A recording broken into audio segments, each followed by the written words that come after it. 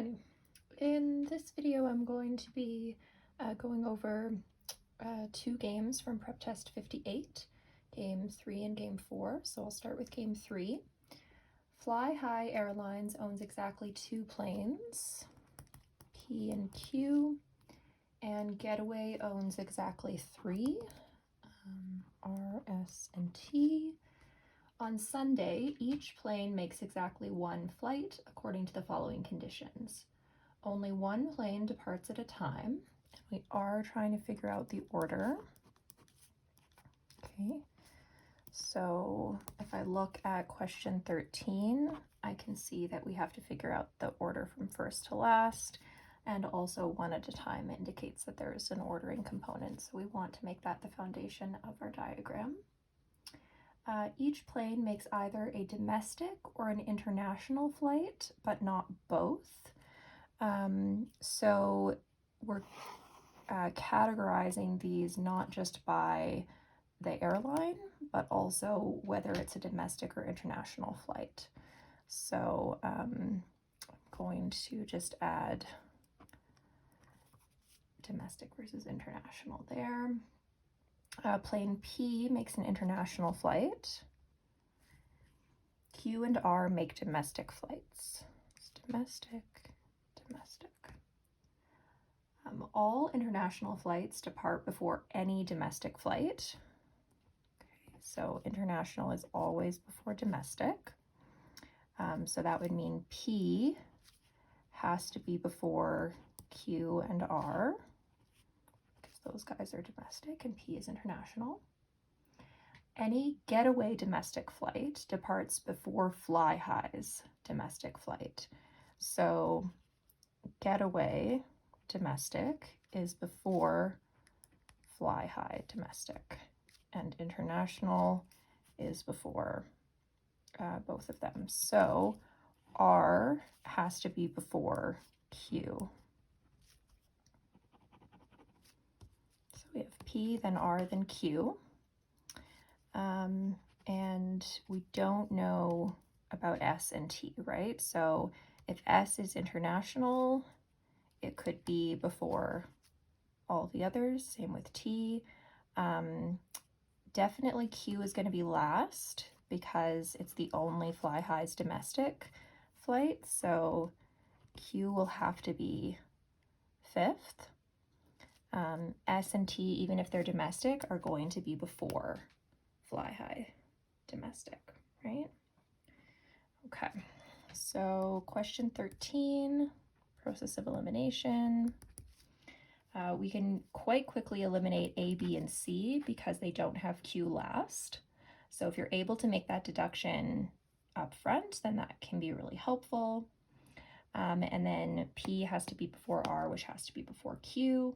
So D is the correct answer. E is not possible because we have R before P.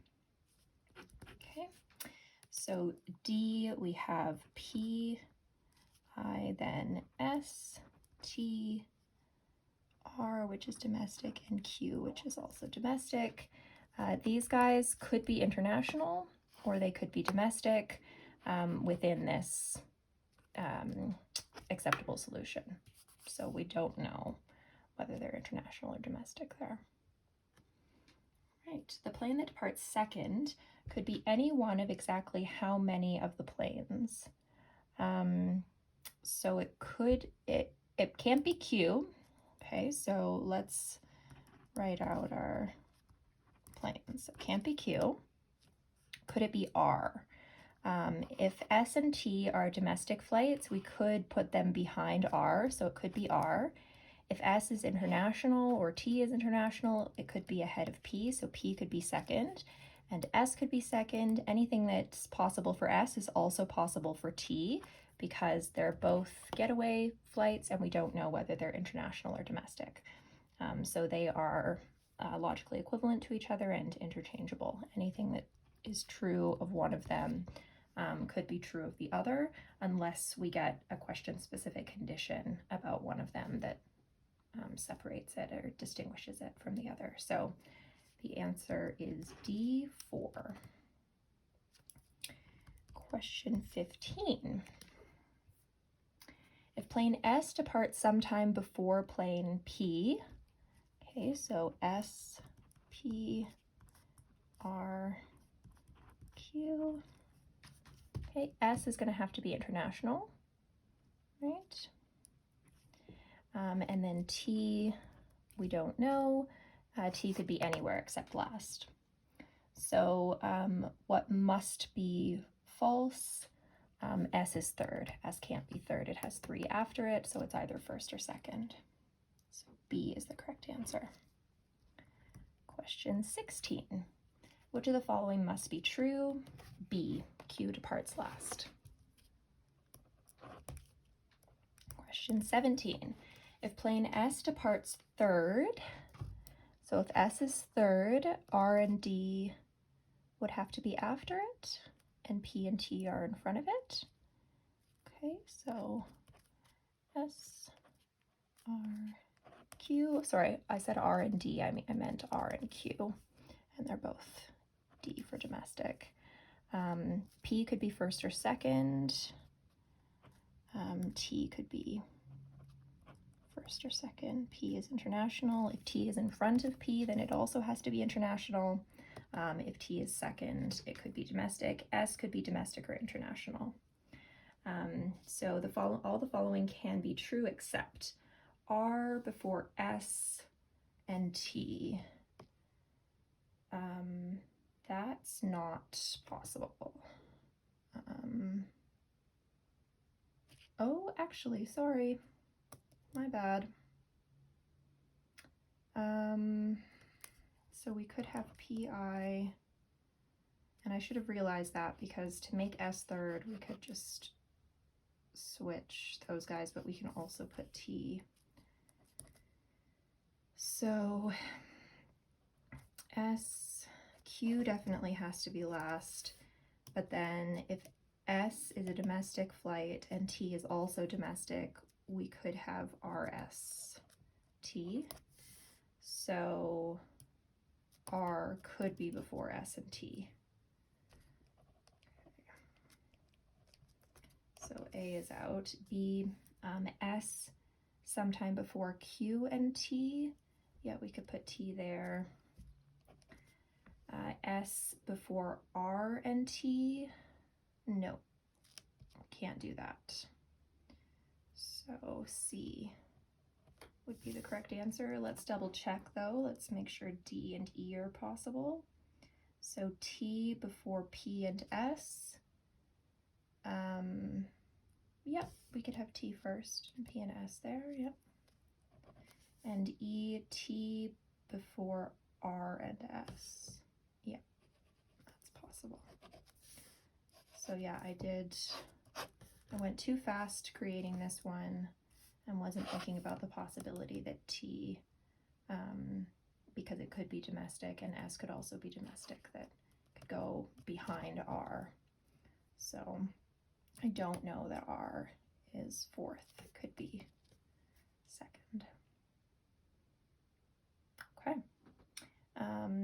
So yeah, fairly smooth apart from that last question, but hopefully that helps.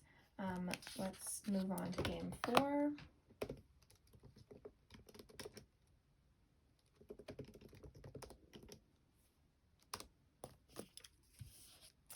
Okay, so this one they've got some conditional rules. All right, 58, game 4. A student is choosing courses to take during a summer school session. Each summer school student must take at least 3 courses from among the following 7. So minimum 3, 7.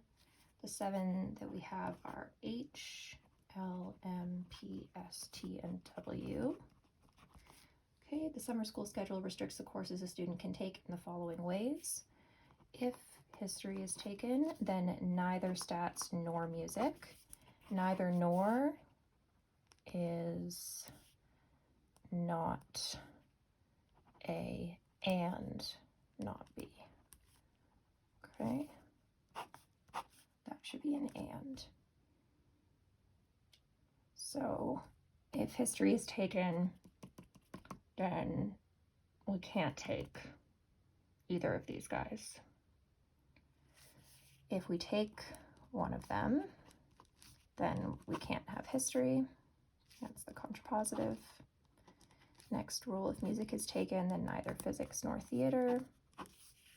So if physics or theater is taken, can't take music. If writing is taken, then neither physics nor stats can be taken. All right, so kind of a cool pattern here where any course that's taken is going to result in some other course being eliminated. And we have the individual triggers here, but then there can be like multiple consequences on the other side. Okay. Let's see, do we have any players that are not mentioned? L is wild. But if H is taken, 2 are out.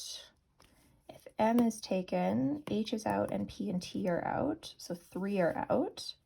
If P is taken, M and W are out, so that's 2. If S is taken, H and W are out, that's 2. If T is taken, just M is out, so that's just 1 player out. And if W is taken, then P and S are out too.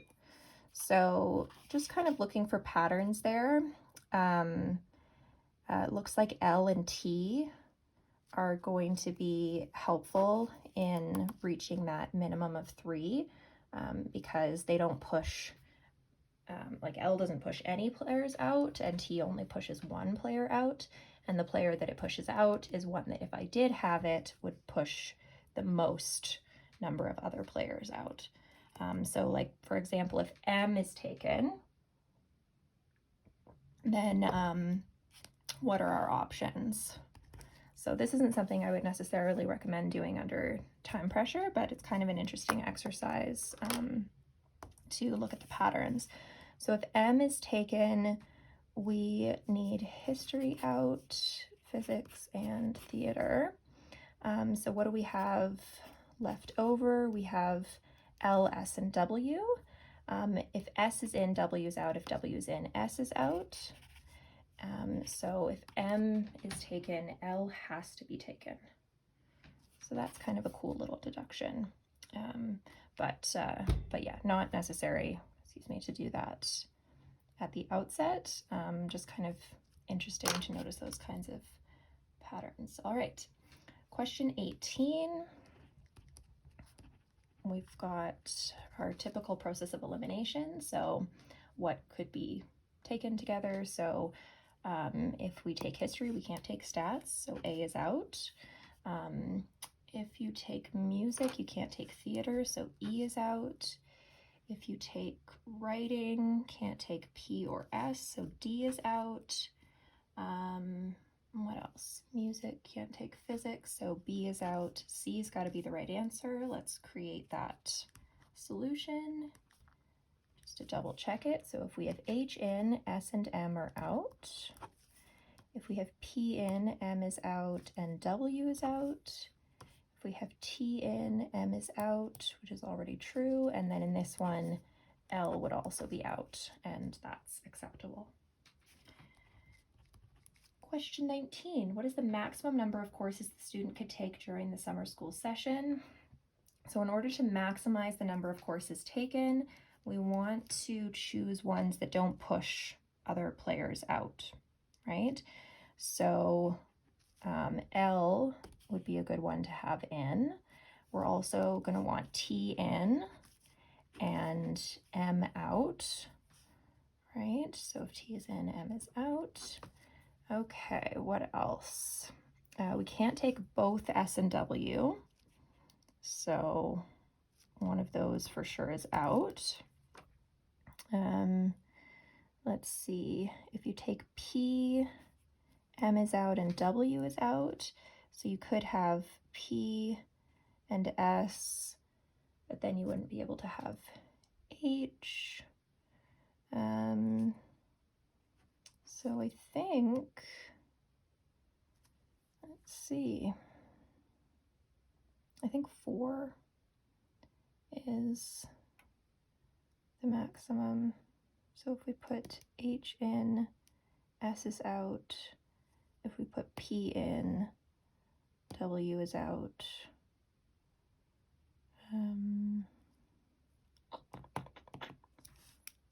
So you could have H and P and put both S and W out. Or if you have P and S, H has to be out, as well as W. Or you can put H and W in, which pushes S and P out. So yeah, L and T you can keep in, but with these guys, there's always going to be some kind of trade-off. Yeah, okay. So a bunch of acceptable solutions here, which is nice. And the correct answer is D.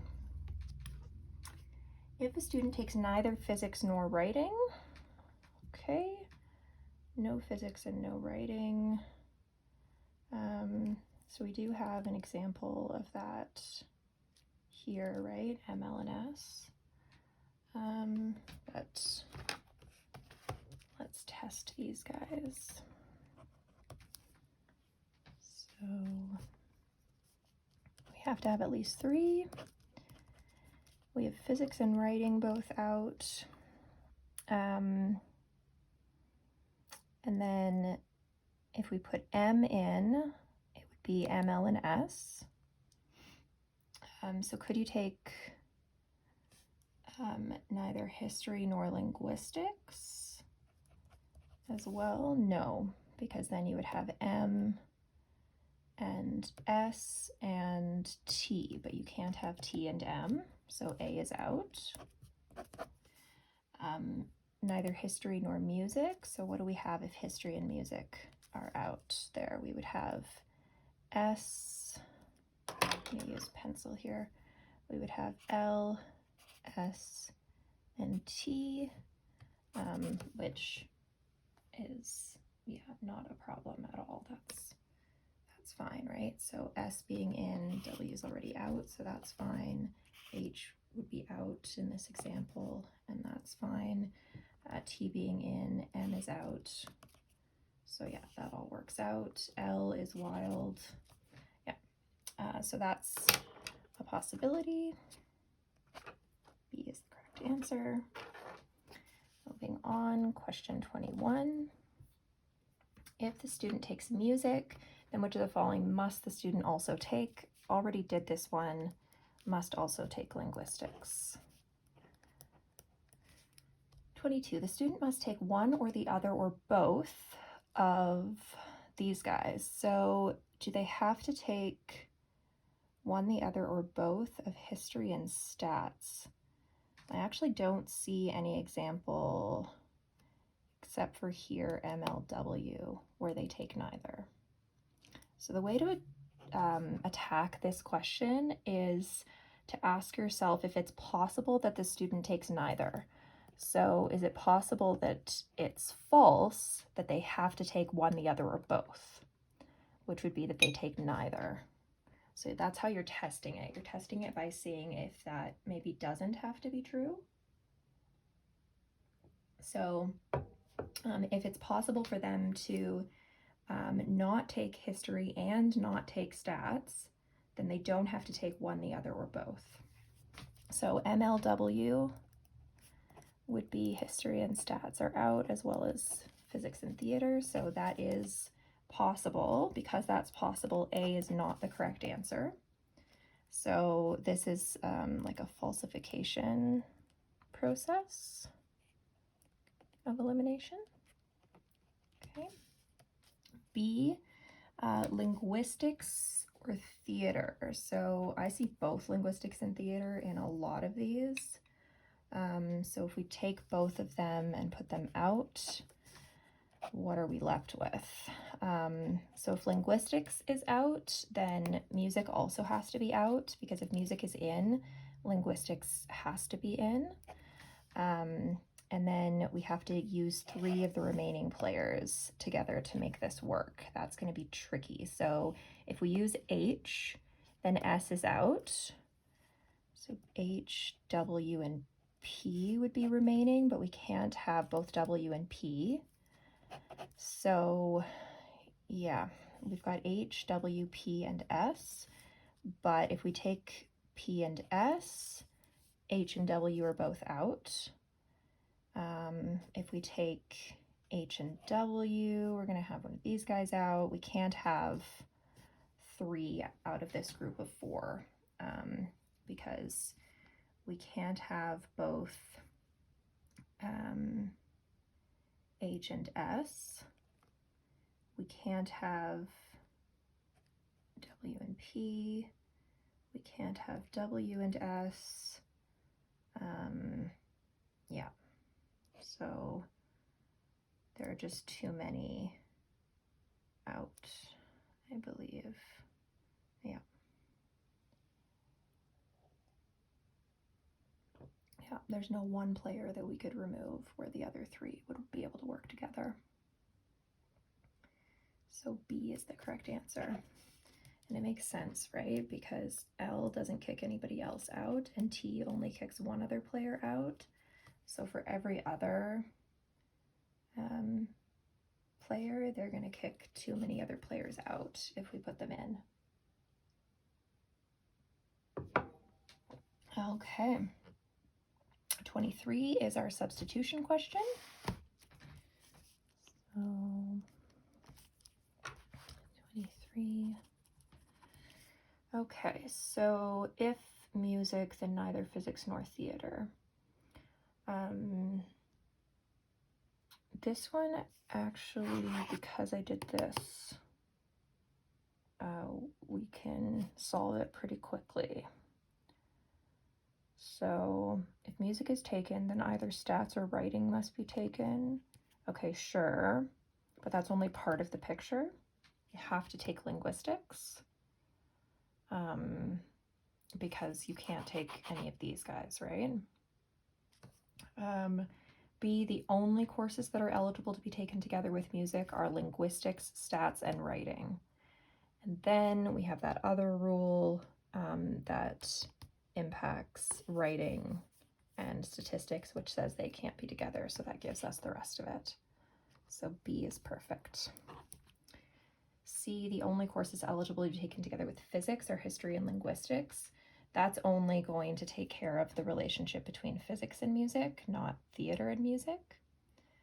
The only courses eligible to be taken together with theater are history, linguistics, and writing. Again, only takes care of the relationship between theater and music, not physics and music. So it's only half of the equation. And then if both physics and theater are taken, then music cannot be taken. That's a problem. It looks very close to the contrapositive, but in the contrapositive, it's an or, not an and, right? So if either physics or theater is taken, then music cannot be taken. That's the contrapositive. So E is incorrect. That would be an or here rather than an and. If we were to now take the contrapositive of E, so it wouldn't get us back to the original rule.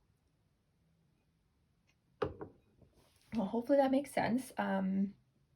If there's anything that you want follow-up help with, let me know. Yeah, that's a more challenging in and out game, but I do think noticing that pattern at the beginning is helpful, and actually doing this work up front was worthwhile. So at the very least, having some curiosity about the most restricted and the least restricted players is going to help you out in kind of being strategic about which answer choices you're leaning towards and that kind of thing. Yeah, really cool game. All right. Yeah, if you have any other questions, please let me know.